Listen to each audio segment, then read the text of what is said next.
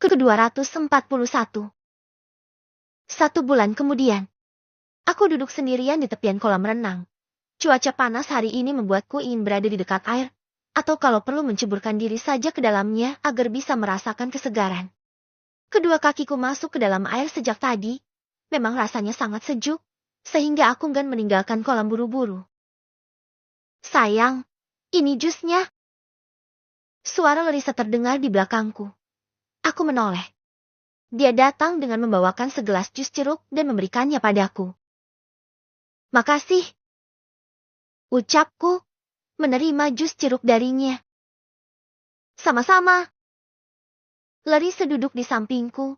Dia memasukkan kedua kakinya ke air, mengikuti perbuatanku. Darren tidur? Tanyaku. Biasanya, kalau Darren tak tidur, bocah itu akan selalu mengikuti ibunya kemanapun Larissa pergi. Iya, tadi habis belajar langsung tidur. Jawab Larissa. Dia kayaknya bakalan jadi anak yang pintar ya. Umur segitu aja dia rajin banget belajar. Iya, Darren emang suka banget belajar. Dia paling antusias kalau belajar bahasa Inggris dan menggambar. Aku jadi gak usah susah-susah buat bujuk dia supaya mau belajar karena dia udah ngajak duluan sebelum aku ajak. Alhamdulillah, dan mungkin akan jadi anak yang cerdas nantinya. Amin. Duduk di tepian kolam yang airnya jernih dan sejuk, aku dan Larissa terlibat dalam percakapan yang hangat. Kolam yang terletak di belakang rumahku itu dikelilingi oleh pepohonan rindang yang memberikan keteduhan dan kesegaran di tengah terik matahari siang itu. Hembusan angin lembut sesekali menerpa wajah kami, membawa sensasi dingin yang menenangkan. Larissa dengan riang mengibaskan kakinya di air, menciptakan riak-riak kecil yang berkilauan di bawah sinar matahari. Suara gemericik air terdengar lembut, melodi alami yang sempurna untuk menemani obrolan kami. Aku memperhatikan bagaimana sinar matahari menimbulkan pantulan-pantulan cahaya di permukaan air, menambah keindahan pemandangan di hadapan kami. Kamu tahu, momen seperti ini jarang kita dapatkan, ya? Ujar Larissa sambil tersenyum lembut. Ekspresi wajahnya menunjukkan rasa syukur dan kedamaian, seolah semua kekhawatiran yang biasanya menghinggapi pikirannya terhempas jauh oleh suasana tenang saat itu. Aku mengangguk, merespons dengan senyum yang setuju. Benar sekali. Kadang kita terlalu sibuk sehingga lupa untuk menikmati keindahan dan ketenangan yang ada di sekeliling kita. Balasku, merenungkan betapa pentingnya meluangkan waktu untuk melepaskan diri dari hiruk-pikuk kehidupan sehari-hari. Aku senang kita bisa menghabiskan waktu seperti ini. Berasa kayak kita lagi pacaran yang romantis. Ujarnya. Iya, anggap aja begitu. Anggap aja kalau hari ini kita lagi pacaran. Habisnya kamu juga gak mau aku ajak pergi kencan. Jadi kita pacaran di rumah aja. Ya, aku sering mengajak Larissa untuk kencan di luar. Tapi dia selalu menolak. Gimana bisa aku kencan keluar?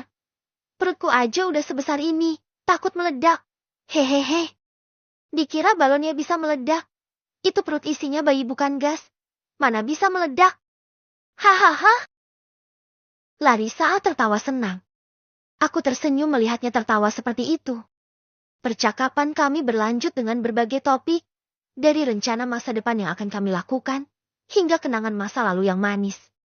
Setiap kata yang terucap semakin mempererat ikatan cinta kami, diiringi oleh suara alam yang terus mengalun, memelihara kedamaian yang kami rasakan.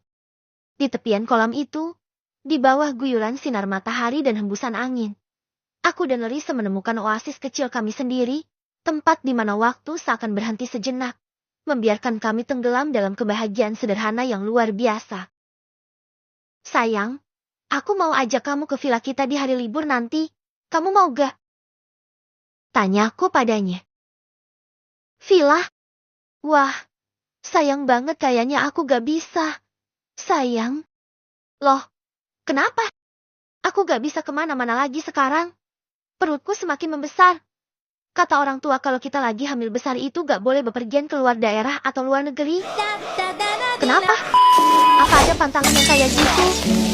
Iya, aku gak tahu kenapa. Tapi katanya memang gak boleh pamali. Ini zaman modern loh. Kenapa masih harus percaya yang seperti itu? Lagian, itu pasti cuma mitos. Gak benar-benar akan terjadi apa yang orang tua zaman dulu bilang.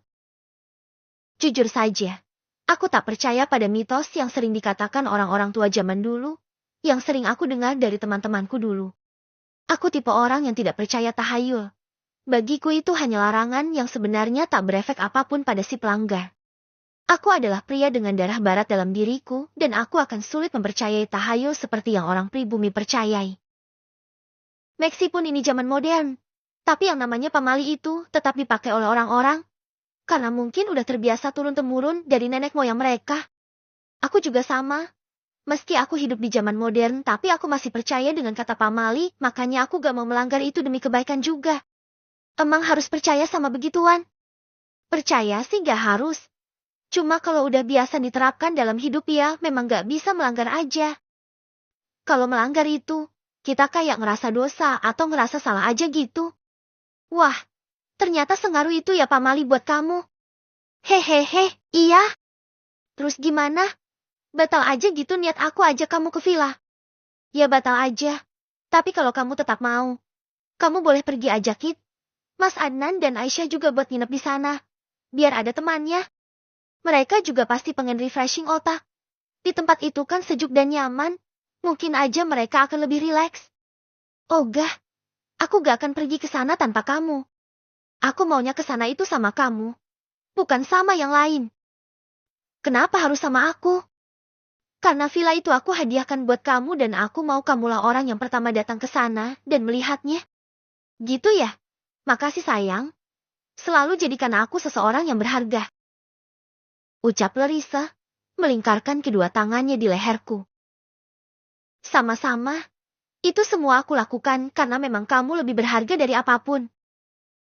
Larissa tersenyum. Kemudian dalam hitungan detik bibir kami sudah bersatu. Bertaut mesra di bawah sinar matahari yang terik. Aku dan Larissa sangat merindukan momen mesra seperti ini, yang memang akhir-akhir ini sulit untuk kami rasakan. Kami bermesraan hingga menutup mata kami saking menikmatinya. Lembutnya bibir Larissa tak bisa aku hempaskan. Tiba-tiba, suara itu mengejutkan kami. Mataku terbuka dan membulat. Begitu juga dengan Larissa. Kami buru-buru menarik kepala kami hingga bibir kami terlepas dari tautan hangat tadi. Aku menoleh ke arah asal suara. Rupanya Ashley yang datang. Dia menghampiri kami. Sepertinya, aku datang di waktu yang tak tepat ya. Aku mengganggu kemesraan kalian. Maaf.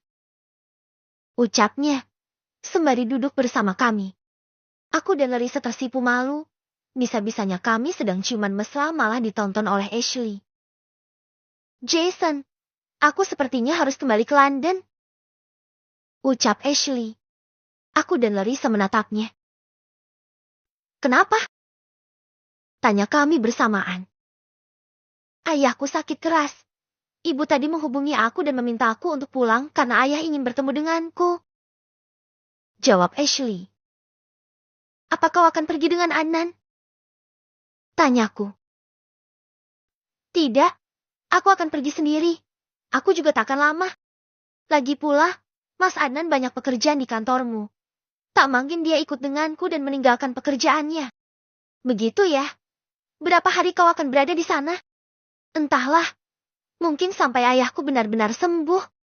Aku juga tak bisa meninggalkannya. Jika kondisi ayah belum sehat.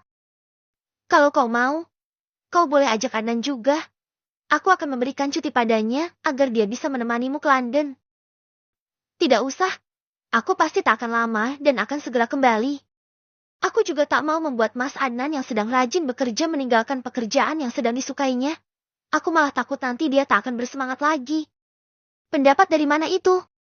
Adnan pasti akan selalu semangat dalam bekerja. Dia tak mungkin menjadi malas hanya karena kembali dari London. Sudahlah, aku akan pergi sendiri. Aku sudah dewasa dan aku bisa mandiri. Jangan cemas. Tapi, apa kau yakin tak akan kesepian selama perjalanan karena tak ada teman? Tanya Larissa. Tentu saja. Aku bukan sekali ini bepergian tanpa teman. Aku sudah terbiasa. Baiklah, jika kau memang hanya ingin pergi sendiri tak apa. Tapi pastikan kau aman sampai kau di sana. Ujarku. Tentu. Insya Allah. Paman Wilson sakit keras. Sayangnya, aku tak bisa berkunjung ke London untuk menjenguknya. Aku terlalu banyak kesibukan di kantor. Apalagi jika Larissa sedang hamil besar. Otomatis aku harus selalu ada di sampingnya dan tak boleh jauh-jauh karena bisa saja dia akan melahirkan sewaktu-waktu aku tak ada. Aku tak boleh meninggalkan Larissa terlalu jauh. Dia sangat membutuhkan aku. Di saat-saat seperti ini, yang Larissa butuhkan hanya aku. Bukan orang lain dan aku harus bisa